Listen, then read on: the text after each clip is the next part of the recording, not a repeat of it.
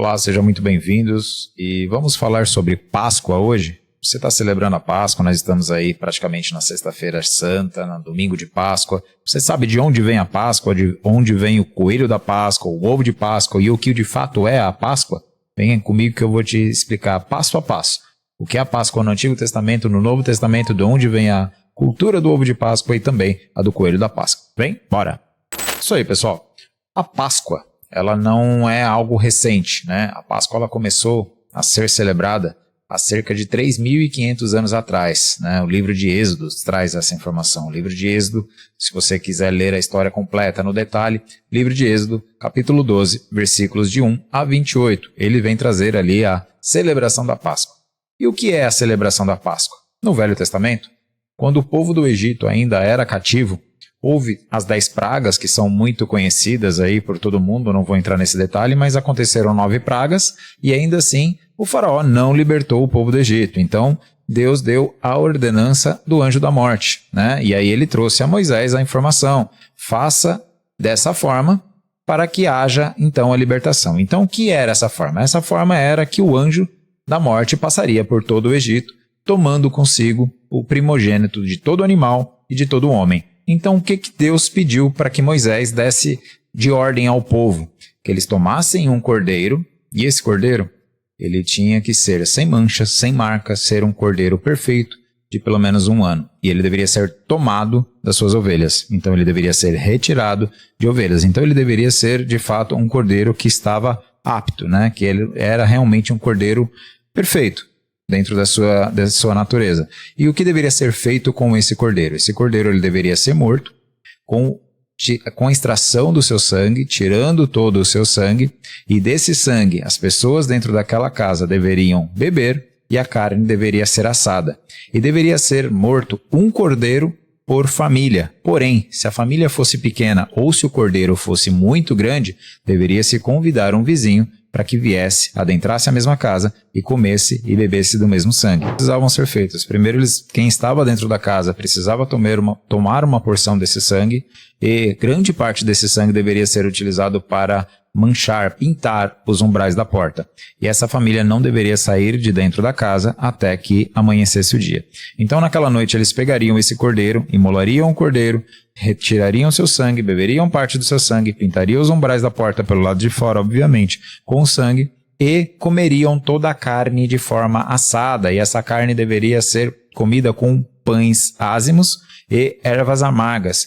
Toda a carne deveria ser consumida naquela noite. Se porventura não fosse consumida, ela deveria ser queimada, não deveria ser estocada e guardada para o dia seguinte. E naquela noite passou o anjo do Senhor, o anjo da morte, e levou o primogênito de todas as casas, de todos os animais, e isso ficou conhecido como a última praga do Egito, né? Então, essa fechou as 10 pragas do Egito, e a partir daí Faraó convidou os judeus a se retirarem de suas terras. Essa foi a Páscoa do Velho Testamento, correto? Agora vamos à Páscoa do Novo Testamento. O que é a Páscoa do Novo Testamento? Você com certeza já ouviu falar da Última Ceia, né? Da Última Ceia, que tem um quadro bonitinho, vou até deixar o quadro aqui, o quadro bonitinho que é pintado lá, que todo mundo conhece. E aonde ele está no Novo Testamento?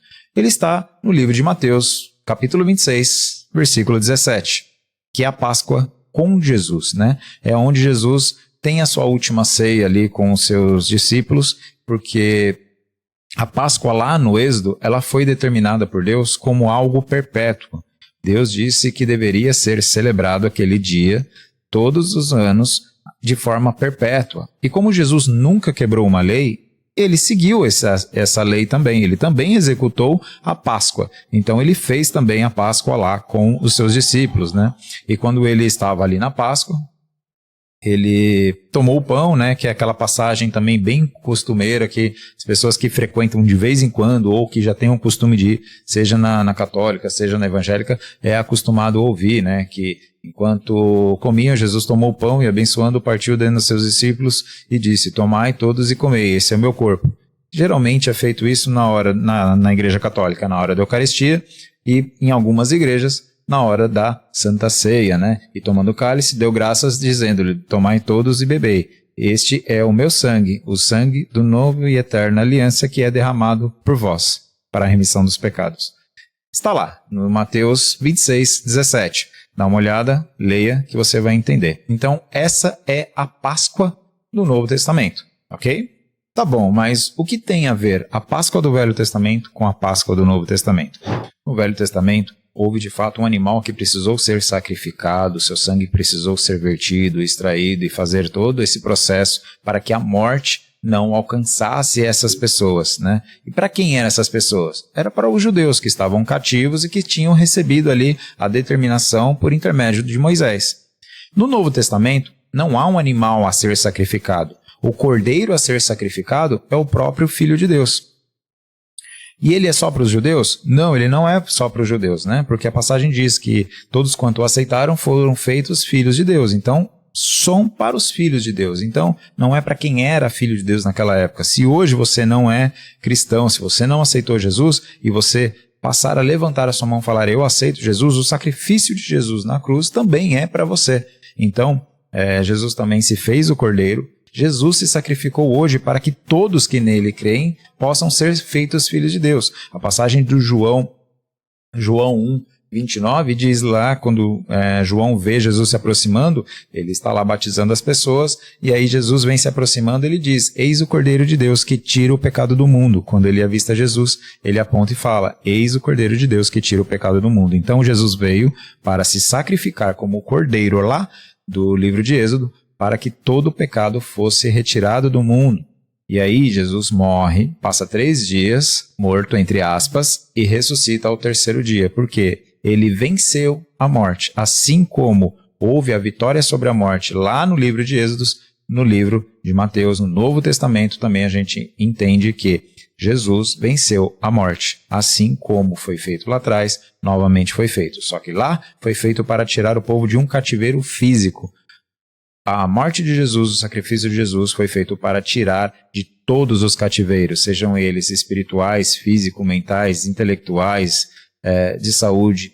Todos foram quebrados por intermédio do sacrifício de Jesus. E o principal, isso nos dá o direito à salvação, vencendo assim a morte. Porque a morte verdadeira não é aquela morte da carne, mas é a morte que a Bíblia chama de segunda morte. Essa é a morte verdadeira. Essa é a morte que de fato Jesus venceu. Por mim, por você e por todos aqueles que nele creem.